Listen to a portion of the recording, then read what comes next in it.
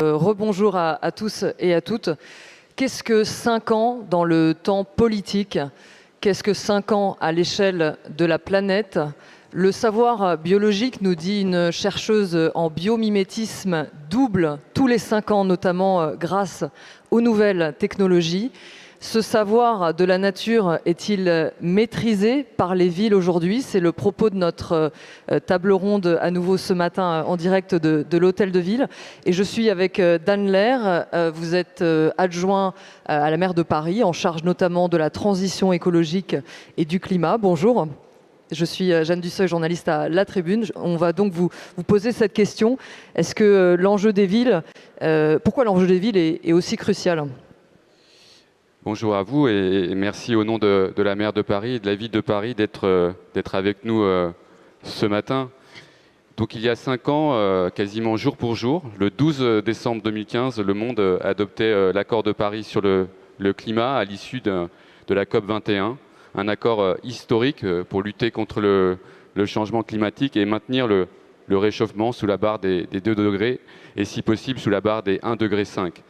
5 ans plus tard, force est de constater que le compte n'y est pas. Les contributions des États nous mènent droit vers un réchauffement de plus 3 à plus 4 degrés. Et les efforts doivent être produits dans les 10 prochaines années, ainsi que l'a rappelé Jean Jouzel en introduction de ce forum. Malgré cela, les villes n'ont pas cessé d'agir et de contribuer à mettre en œuvre l'accord de Paris sur le climat. Et nous avons la chance d'avoir pour cette table ronde des intervenants de très haut niveau pour témoigner de cet effort collectif.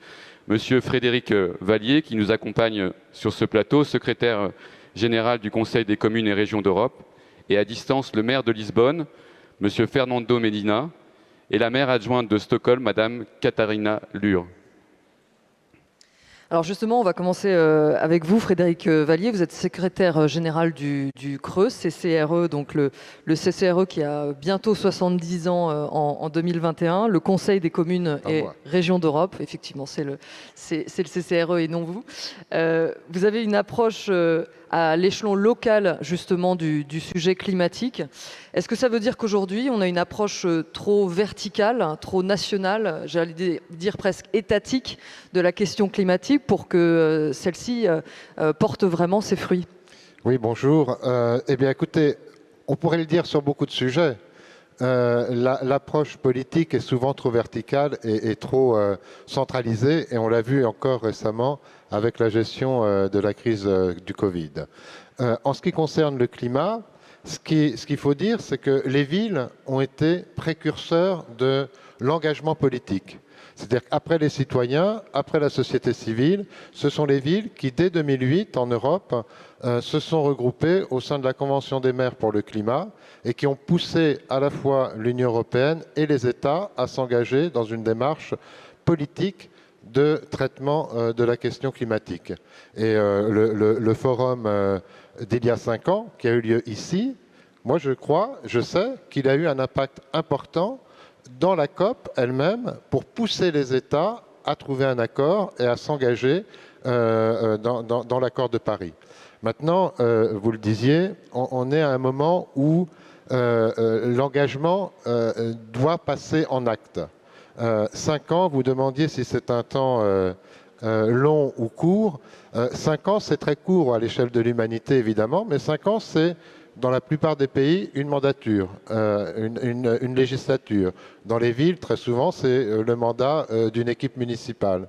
Donc c'est en 5 ans qu'on doit pouvoir mettre en place les graines politiques qui permettent d'agir.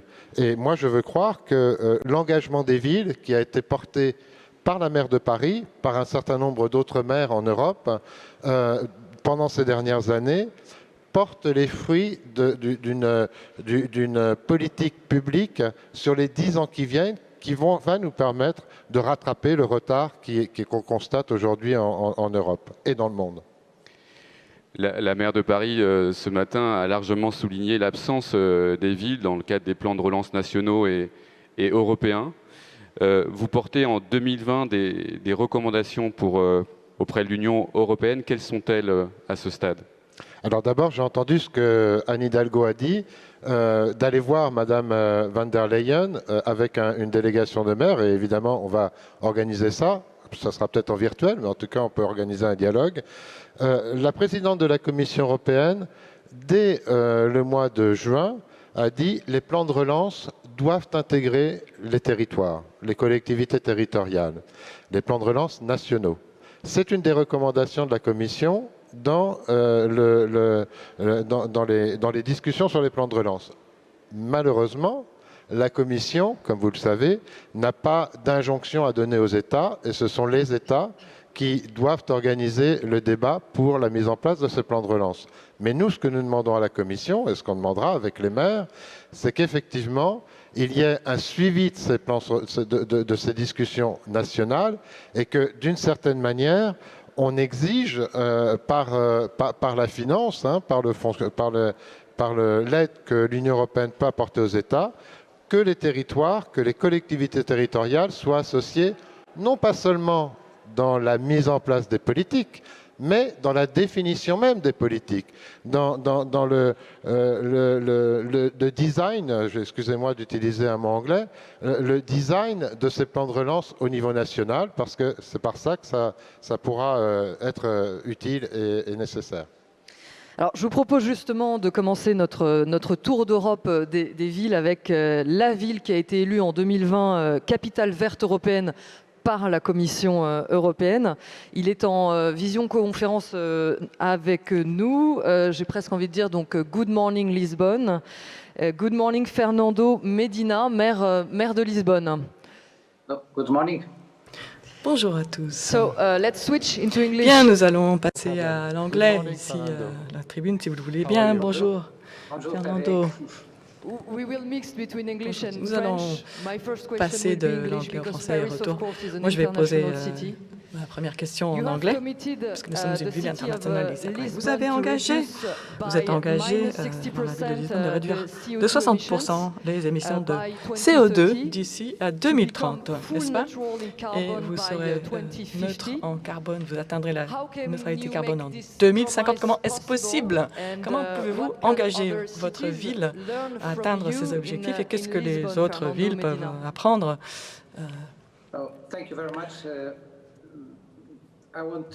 De votre exemple. Merci beaucoup. Je voudrais commencer par remercier les organisateurs de m'avoir invité à prendre la parole. C'est une grande journée. Il y a 5 ans,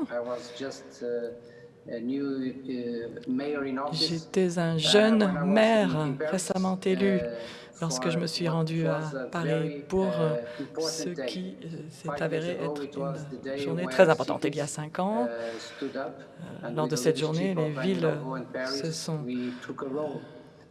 dressés et se sont engagés à jouer un rôle pour réduire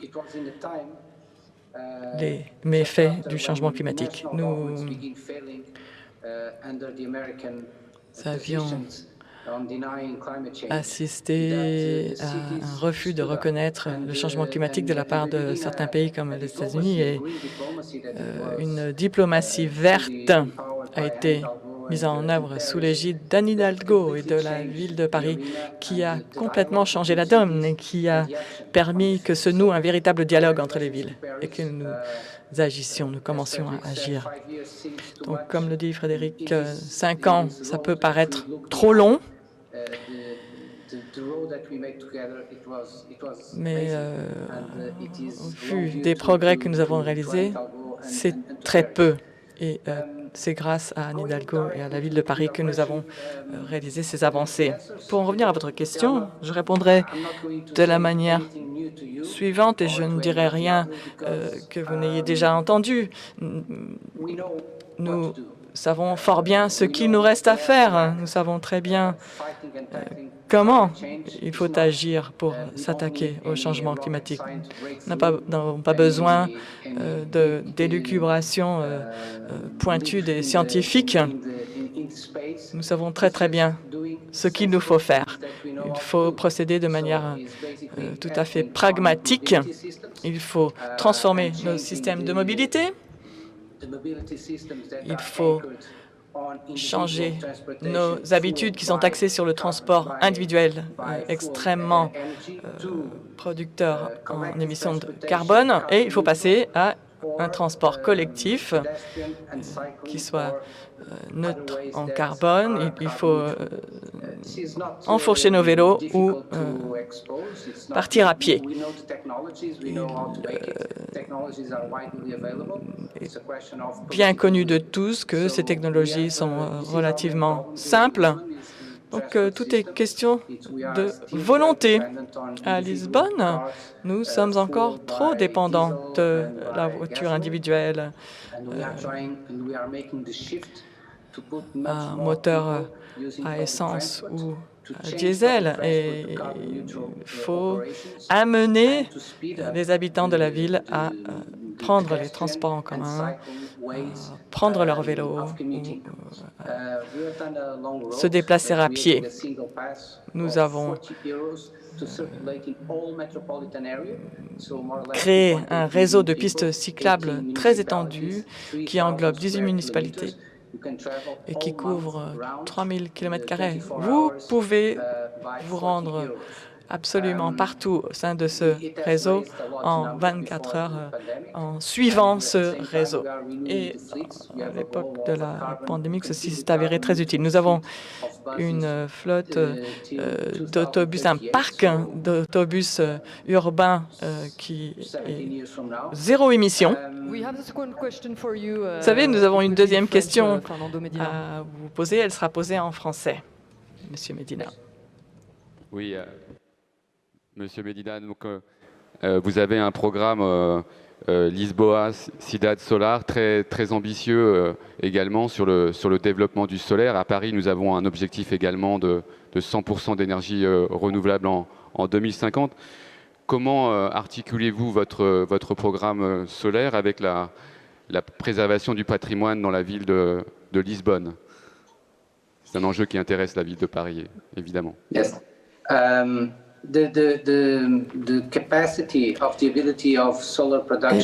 Notre capacité de production d'énergie solaire est très élevée à Lisbonne. Nous avons un potentiel de production de près de 95% de notre consommation urbaine. Et nous sommes au début du chemin. C'est vrai, mais nous avons démarré la construction de ces installations. Nous avons un cadre juridique qui s'appelle la communauté d'énergie et nous avons des microproducteurs qui peuvent être reliés à ce réseau, qui peuvent s'auto-suffire et contribuer l'excédent de leur production au réseau. Dans certains quartiers, le défi est de taille, les quartiers les plus anciens, mais la bonne nouvelle, c'est que la technologie avance à grands pas et nous avons maintenant des panneaux solaires installés sur les toits qui sont extrêmement performants et qui ne déparent pas nos monuments historiques. La technologie est désormais disponible. Le cadre juridique qui a été assez difficile à élaborer est désormais achevé. Et il revient maintenant à nos consommateurs de changer leurs habitudes et de produire de l'électricité qu'ils pourront revendre au réseau. Tout ceci commence à gagner en ampleur et cela ne va faire que s'étendre. Le potentiel est énorme. Merci infiniment, Monsieur Fernando Medina. Nous allons avancer. Nous allons nous rendre dans une autre ville. Adieu Lisbonne. On poursuit en effet notre halte, notre tour d'Europe de Lisbonne jusqu'à Stockholm. Nous avons également, donc en liaison avec nous, dans la capitale suédoise, Mrs. Katarina Lour. Vous êtes adjointe au maire, si je traduis en français, mais je peux le faire en anglais, Vice Mayor for Environment and Climate. I think French people get it too. So Je voudrais vous demander ceci. Stockholm s'est engagé sur le chemin de la neutralité carbone d'ici 2040. C'est très ambitieux comme objectif. Quelles sont les mesures que vous avez mises en œuvre dans votre capitale, dont la population est d'environ 1 million? Comment est-ce que vous allez faire pour atteindre cet objectif, madame? Bonjour, merci de cette question. Avant d'y répondre, je voudrais vous dire avec quel bonheur j'assiste à cette réunion. C'est extraordinaire de voir ce que Paris, en tout cas, entre autres, a réalisé en si peu de temps. Le plan est ambitieux. Nous allons nous affranchir des fossiles, des énergies fossiles. Nous allons aussi supprimer nos émissions de gaz à effet de serre entièrement. Pour y parvenir, il va falloir agir vite et il va falloir trouver le moyen de piéger et de stocker le carbone. Nous avons déjà bien avancé. Nos émissions, depuis les années 90, ont été réduites de 60% par habitant. Nous avons déjà atteint les objectifs qui étaient les plus faciles à atteindre. Nous avons quasiment achevé la fermeture de nos centrales thermiques. Un grand nombre de nos habitants se déplacent à vélo ou à l'aide des transports en commun qui sont complètement affranchis des énergies fossiles à Stockholm.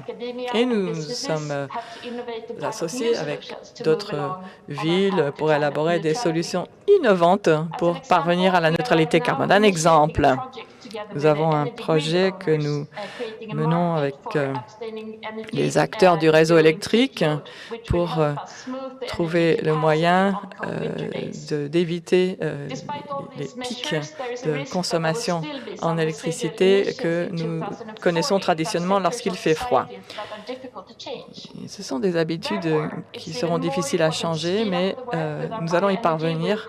Nous allons mettre un grand coup de collier pour améliorer notre indépendance de ces énergies fossiles et pour utiliser des biocarburants et atteindre les objectifs de l'accord de Paris.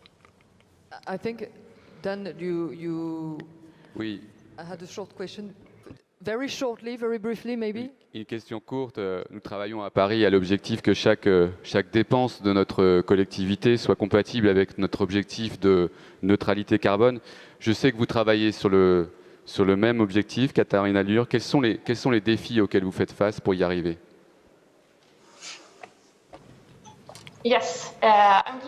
Réponse bien, je suis très heureuse d'entendre que Paris et d'autres villes de Paris élaborent un budget climat. Le nôtre a été calculé afin de réduire les émissions de la ville à 90 millions de livres d'ici à 2040. Nous avons un budget carbone qui est calé sur les objectifs de l'accord de Paris. Nous allons réduire les émissions le plus rapidement possible pour se libérer de notre dépendance des énergies fossiles. L'un de nos premiers objectifs, c'est d'émettre 1,5 livre de carbone par habitant d'ici à 2030. En comparaison de 2,5 livres dans quelques années. Nous allons vraiment élaborer au mieux et calculer au plus juste ce budget. Nous devons limiter les émissions selon des critères très stricts et nous avons l'expérience et l'expertise pour prioriser ces efforts. Année après année, nous avons atteint nos objectifs avant la date prévue et nous sommes engagés l'été dernier de prendre des mesures encore plus strictes. Je serais très heureuse de savoir ce que Paris a fait afin de nous inspirer ici à Stockholm et réduire encore plus nos émissions de carbone. Merci infiniment, Katharina. Nous vous souhaitons une très bonne journée. Merci beaucoup. Je crois que nous enchaînons, Dan. Nous avons reçu un message de Zoran Jankovic, le maire de Ljubljana, en Slovénie. que je vous propose de regarder.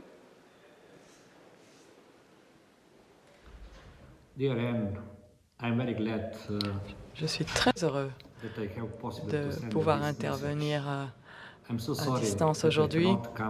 Je regrette de ne pas avoir pu me rendre sur place pour assister à la conférence.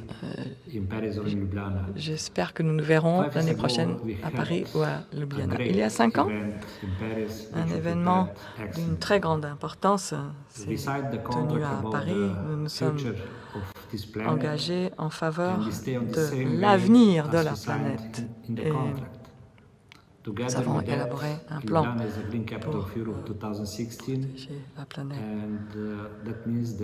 Nous, à Ljubljana, sommes très fiers de notre ville verte. Nous voulons assurer un avenir vert pour nos enfants et nos petits-enfants. Il faut que tous acceptent les conclusions de la COP 21 si nous souhaitons protéger notre planète. Je vous souhaite une excellente nouvelle année. Tous nos meilleurs vœux et nous espérons nous revoir bientôt. Merci beaucoup. Et on enchaîne tout de suite. On a reçu également un message de Sadiq Khan, le maire de Londres, Londres que l'on salue bien évidemment. Hello everyone. Bonjour à tous, Sadiq Khan, maire de Londres. Je vais commencer par un hommage à Anne Hidalgo qui accueille cette manifestation de grande importance. La signature de l'accord de Paris il y a 5 ans a été un moment crucial dans la lutte contre le changement climatique et a montré que si l'on s'associe, si on travaille ensemble, on peut parvenir à de grands résultats. Et la ville de Londres est très fière d'avoir été présente. Nous avons été une des premières villes à présenter les détails de notre projet pour se conformer aux engagements de l'accord de Paris. Et nous avons des politiques très ambitieuses pour réduire nos émissions et pour pouvoir un jour respirer un air propre. La pandémie ne nous a pas épargnés et pourtant nous avons continué de travailler en étroite collaboration avec vous pour assurer la transition vers une énergie verte, pour développer l'économie verte et pour créer des emplois verts. C'est pour ça qu'à Londres, nous aussi, nous avons un Green New Deal. Nous sommes résolument engagés sur le chemin qui a été tracé par la COP 21. Il revient maintenant aux gouvernements nationaux de suivre ce plan de marche. Je vous souhaite une très bonne conférence. Merci beaucoup. Merci au maire de Londres. Nous nous retrouvons pour la deuxième partie de notre table ronde, juste après un message de Mark Watts, le directeur exécutif du C40, qui va nous présenter les plans climat des villes du monde.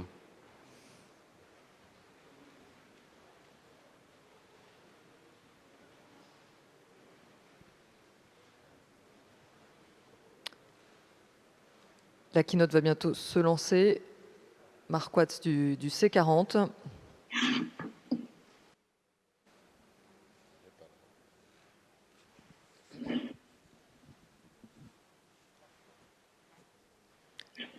On me fait signe qu'elle va démarrer dans... Voilà, la voilà. Voilà. Donc, c'est à vous, Mark Watts. Thank you very much. Sorry for the delay. Merci infiniment. And good morning, bon matin. It's a real privilege to be part of this event, and I très really honoré like to thank Mayor Hidalgo for the de pouvoir invitation. participer à distance à votre réunion.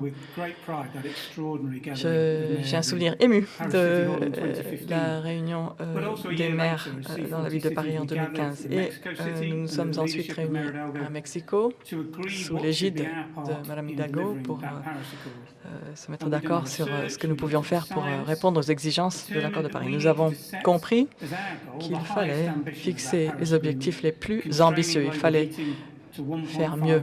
Il fallait réduire nos émissions à moins d'1,5 pour parvenir à moins d'1,5 degré de réchauffement pour être neutre en carbone d'ici à 2050. C'est ce qu'on a appelé la date butoir 2020. Nous avons des plans d'action de 54 villes du C40 qui sont persuadées qu'elles sont très bien placées pour atteindre leurs engagements et parvenir à cet objectif d'un réchauffement de moins de 1,5 degré. Donc, c'est 2 gigatonnes de gaz à effet de serre d'économiser d'ici à 2030, c'est-à-dire la moitié des productions annuelles actuelles, des émissions annuelles actuelles des pays de l'Union européenne. Un grand nombre de maires du monde entier sont aux premières lignes dans la lutte contre le Covid. Il s'agit de rebâtir nos économies, de les rendre plus robustes, et tout ceci fait partie de notre pacte vert. Nous sommes basés sur une mesure scientifique des émissions et l'innovation. Et les projets qui ont été élaborés pour atteindre les objectifs de la COP21 vont non seulement enrayer cette crise climatique, mais mettre en place des investissements, des innovations, des règles, un cadre juridique. Nous allons protéger et promouvoir la santé de nos habitants et réduire les inégalités afin que chacun puisse profiter de cet avenir plus vert et plus juste. À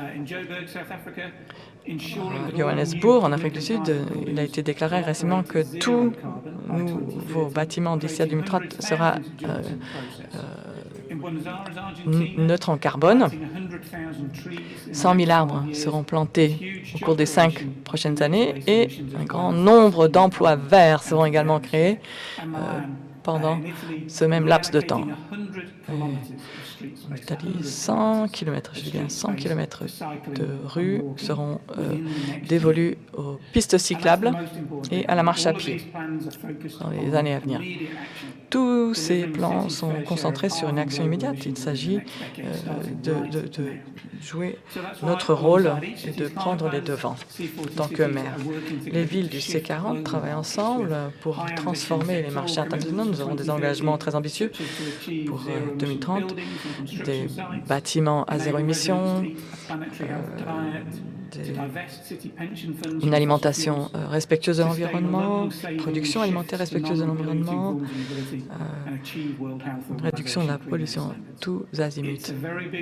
C'est un programme extrêmement ambitieux, mais les villes y travaillent tranquillement et de manière très volontaire depuis quelques années. Malheureusement, nous avons perdu du temps, mais nous avons repris